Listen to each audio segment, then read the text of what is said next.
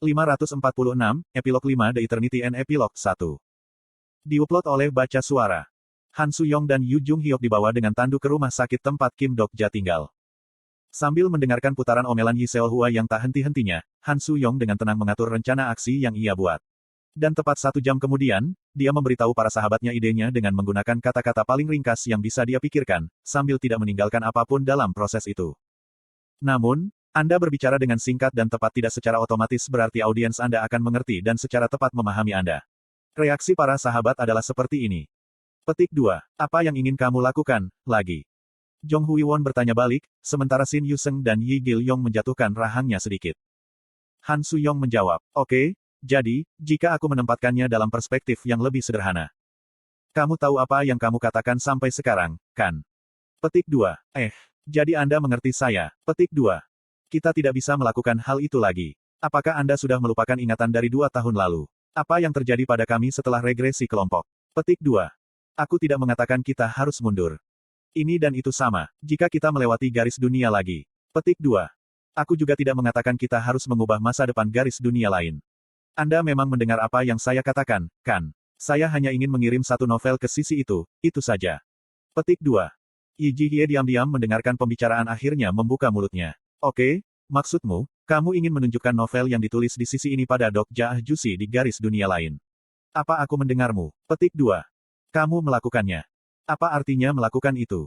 Han Suyong memulai penjelasannya dengan suara tenang. Impian paling kuno adalah Kim Dok-ja. Dan bahwa Kim Dok-ja dipecah menjadi banyak bagian dan tersebar ke seluruh dunia garis sebelum bereinkarnasi ke dalam berbagai keberadaan.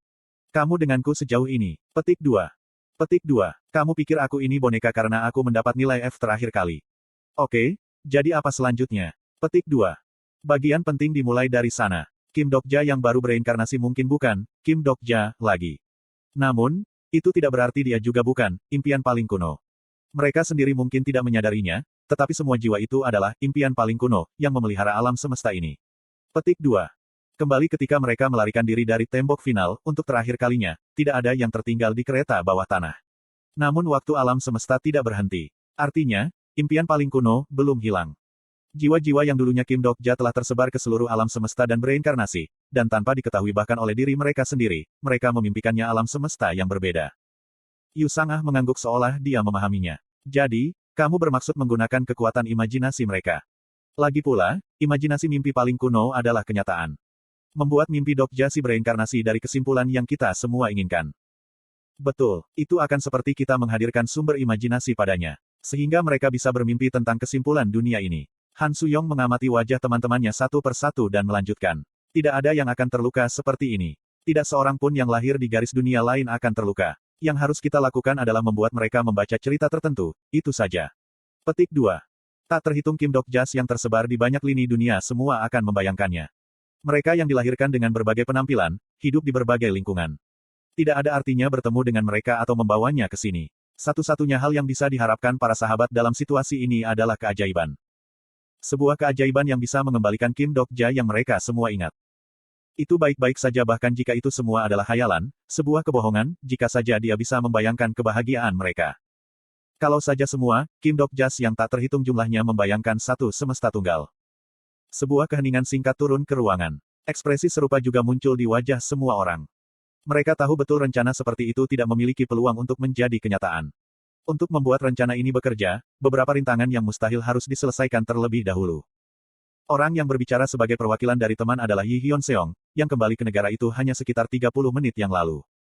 Su Yong-si. Dia kembali dengan tergesa-gesa setelah mendengar tentang berita Yu Jung Hyuk dan Han Suyong. Matanya yang selalu menyala dengan kebenaran dan keinginan untuk bertempur sekarang dikaburkan oleh bayangan yang berat. Kita semua terlalu lelah. Kami terlalu takut untuk berharap. Petik 2.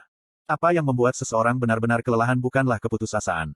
Tidak, itu adalah harapan, yang tampaknya berada di puncak untuk menjadi kenyataan tetapi tidak akan pernah menjadi kenyataan. Han Suyong juga tahu itu. Dia perlahan meremas tinjunya dengan erat. Saya tahu itu. Karena itu aku minta bantuan kalian semua. Petik 2. Mata Yi Hyun-seong bergetar saat dia mendengar kata, nikmat. Han Suyong tidak pernah menggunakan ekspresi seperti itu sebelumnya. Saya sadar bahwa itu memiliki peluang yang sangat rendah untuk menjadi kenyataan. Itu sebabnya ini hanyalah jenis upacara, jika Anda mau. Sesuatu yang harus dilakukan, untuk memberikan sentuhan akhir pada masa lalu dan menjalani sisa hidup saya dengan benar. Petik 2. Jong Hui Won bertanya padanya. Petik 2 titik. Apa yang bisa kita bantu? Daripada menjawab secara lisan, Han Suyong meletakkan PC notebooknya di meja ruang rumah sakit dan mengakses file teks tertentu, yang mereka kenal dengan akrab. Sebuah novel dengan judulnya masih tersisa sebagai, tidak ada subjek. Han Suyong perlahan, dengan sangat lambat, mulai mengetik judul novel. Sejak hari itu, Han Suyong menuangkan seluruh dirinya untuk menulis novel bersama dengan bantuan dari teman-temannya. Bahkan jika itu adalah dia tidak menyimpan setiap ingatan dalam urutan yang sempurna, jadi untuk menyelesaikan cerita, dia harus meminjam ingatan teman-temannya sendiri. Jadi, kita akan membuat Dok Jah Jusi membaca novel ini. Tapi, bagaimana kita akan melakukannya? Kita entah bagaimana harus membuatnya bertemu secara alami, tanpa dia merasakan ketidakharmonisan. Sampai-sampai dia bahkan tidak menyadari dia saat ini membayangkan dunia ini. Petik 2. Berarti, kita harus menulis kisah menghibur yang serius. Dok Ja Hyung membaca novel yang membosankan sampai akhir, jadi bukankah dia akan membacanya meskipun kita menulisnya? Terserah. Han Suyong menatap Yi Gil-yong yang terdengar fasih dan menggelengkan kepalanya. Kami tidak tahu apa yang mungkin terjadi, jadi kami harus melakukan yang terbaik. Kim Dok Ja dari garis dunia lain mungkin tidak sabar seperti kita. Petik 2. Biarkan aku membantu. Saya juga, Nuna, kamu tidak tahu bahasa yang digunakan remaja saat ini, kan? Petik 2. Novel ini dikompilasi di kamar rumah sakit Kim Dok Ja sebagian besar waktu. Setelah mengakhiri ceramahnya, Han Suyong akan datang mengunjunginya di lingkungannya. Teman-teman lain juga bergantian untuk mengunjunginya. Maaf saya terlambat, saya ada pengumuman besok, jadi, kata Yi Ji Hye. Akan baik-baik saja untuk datang setelah kamu selesai, jawab Han Suyong.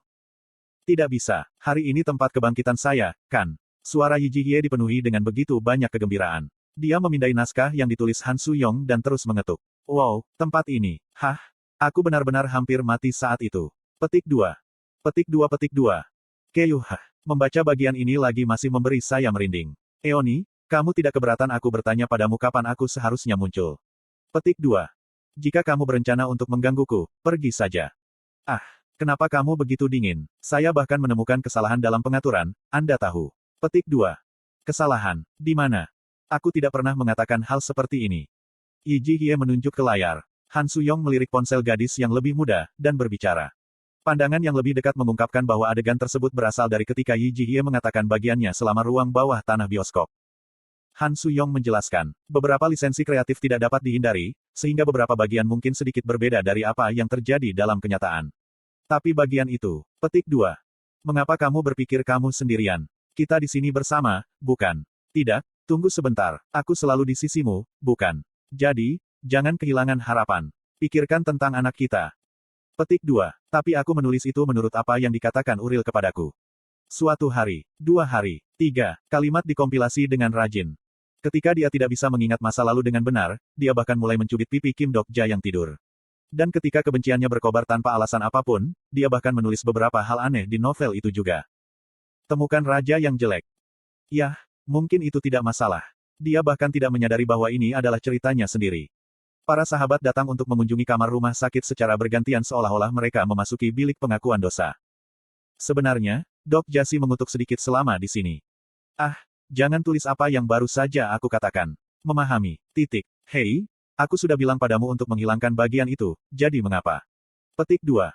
Mereka semua tampak cukup terkejut oleh kenyataan bahwa mereka masih mengingat begitu banyak kisah, dan...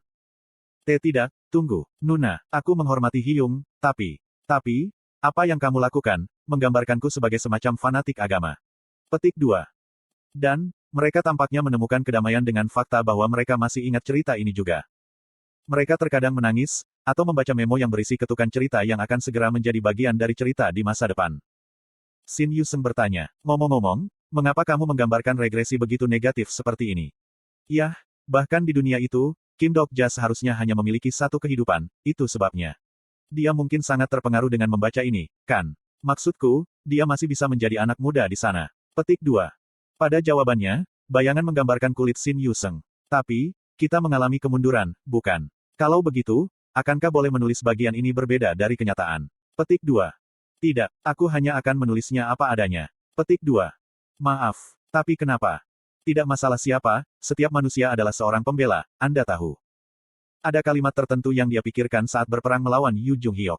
Dalam semua kejujuran, dia tidak mengharapkan Shin Yuseng untuk mendapatkan apa yang dia katakan. Gadis yang lebih muda menatap kalimat untuk sementara waktu, sebelum mengalihkan pandangannya keluar jendela. Regresi kami tidak bisa memengaruhi garis dunia ini sama sekali. Ketika saya memikirkannya kadang-kadang, rasanya seperti mimpi terakhir yang lewat. Apa perbedaan antara masa lalu yang tidak bisa mengubah masa kini, dan hayalan yang tidak bisa mengubah apapun? Petik 2. Han Suyong agak kaget akan hal itu, dan bibirnya terangkat ke atas dan ke bawah, hanya untuk Shin Yuseng yang mengangkat bahu dan tersenyum ke arahnya. Bagaimana jika kita menulisnya terlalu sulit untuk dimengerti dan Dok Ja Jusi tidak mengerti? Petik 2. Kim Dok Ja pasti akan mendapatkannya. Kamu benar-benar percaya padanya, bukan? Jika kamu akan menggangguku seperti ini, keluar saja. Tidak, tunggu. Saya sudah mengatur semua yang terjadi di masa lalu, Anda tahu. Bahkan, bencana banjir, yang kau tanyakan padaku, aku punya. Petik 2. Tidak semua orang membantu seperti Shin Yuseng. Tidak, sebenarnya, sebagian besar dari mereka hanya mengganggu tulisannya. Misalnya, dalam kasus Yang Hayong. Hei kau, Anda bilang saya protagonis bagian kedua. Kamu mendasarkan apa itu? Kamu mengolok-olokku. Petik 2. Itu hanya kiasan. Kamu bukan protagonis sungguhan, kan? Han Suyong menjawab. Bahkan kemudian, aku akan menulis cerita sampingan tentangmu. Dalam bab-bab besar, tidak kurang. Petik 2. Keren. Yi Seolhua lewat sambil mendorong Tandu melewati ruangan juga mengatakan sesuatu. Biasanya, tabib dalam cerita seperti ini digambarkan sebagai menyembuhkan angkutan, bukan? Baik, Yi Seolhua, kamu juga punya cerita sampingan. Petik 2. Selain itu, Yi Gilyong benar-benar melewatkan sekolahnya untuk datang ke rumah sakit, dan Yi Hyun-seong membuat ulah besar seolah-olah dia telah dirugikan oleh sesuatu. Kau baru saja menghilangkan semua peristiwa yang harus kualami setelah menandatangani kontrak dengan Abaddon. Dan juga, aku punya banyak keterampilan jadi mengapa selalu kecoa ini dan kecoa itu. Petik 2. Kamu telah sepenuhnya merevisi kehidupan militerku. Tapi, bukankah aku dengan sungguh-sungguh menggambarkan semua yang terjadi sejak hari-hariku sebagai pribadi? Petik 2. Kalian berdua, bisakah kamu tutup saja? Kim Dok Ja adalah karakter utama dari cerita ini. Ku beritahu, ini bukan ceritamu. Han Suyong berteriak pada mereka. Bahkan Constellation datang mengunjungi satu persatu setelah mendengar berita itu. Misalnya, Uril membawa tumpukan besar dokumen-dokumen yang tidak dapat diidentifikasikan saat ia mengenakan penyamaran kacamata hitam dan masker wajah. Kamu seharusnya langsung memanggilku jika kamu berencana untuk menulis sesuatu seperti ini. Dan saya punya banyak data yang luas tentang masalah ini, juga. Petik 2. Bisakah ada data ini yang bisa dipercaya? Maksud saya, apa yang Anda katakan sangat berbeda dari apa yang dikatakan Yi Ji-hye, Anda tahu. Petik 2. Tidak, yah, itu bisa sedikit berbeda, tapi.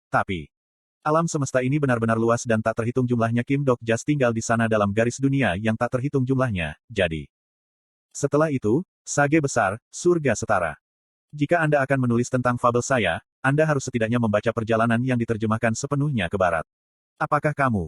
Aku membacanya sebagai manga. Kalau begitu, kamu harusnya tahu sekarang siapa protagonis sejati dari perjalanan ke barat. Saya pikir itu Tang Sanzang. Kemudian, Abyssal Black Flame Dragon. Betapa mengecewakan. Apakah Anda benar-benar lupa tentang nama saya yang sebenarnya? Ini sudah bagian kedua, jadi kenapa namaku yang sebenarnya belum? Kau tidak pernah memberitahuku sejak awal. Dan Anda tahu, Anda juga tidak harus memberi tahu saya. Petik 2. Maka, sekitar waktu draft pertama naskah dengan sekitar 250 bab selesai, Han Suyong hampir selesai terbuang karena semua kelelahan yang menumpuk di dalam dirinya. Ini akan menjadi pertama kalinya dia menulis novel dengan semangat seperti ini. Begitu banyak bagian yang tidak disukainya, dan terlalu banyak porsi yang perlu diperbaiki. Tetapi saat ini, kuantitas adalah prioritasnya. Karena Han Suyong, ini akan menjadi minggu ini, Sabtu. Karena tidak ada banyak waktu yang tersisa, itu sebabnya. Fin. Jika Anda menemukan kesalahan tautan rusak, konten non-standar, harap beritahu kami sehingga kami dapat memperbaikinya sesegera mungkin.